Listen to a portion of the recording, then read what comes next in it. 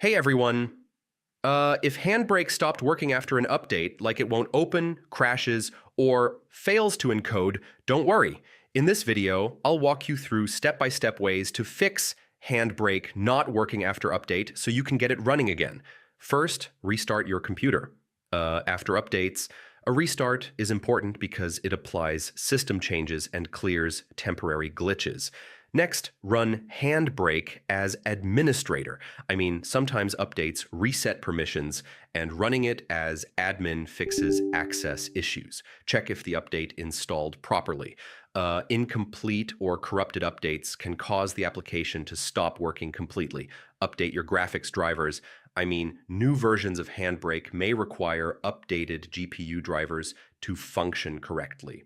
Try resetting HandBrake settings. Corrupted configuration files after an update can break normal operation. If it still doesn't work, do a clean reinstall. Removing the old version completely and installing a fresh copy often fixes update-related issues. Also check your Windows version. Outdated operating systems may not be fully compatible with the latest HandBrake updates. So yeah, those are the best ways to fix HandBrake not working after update. Follow each step carefully, and your software should be back to normal again. And if this helped, don't forget to check out more tech tutorials for fast and easy solutions. Hey,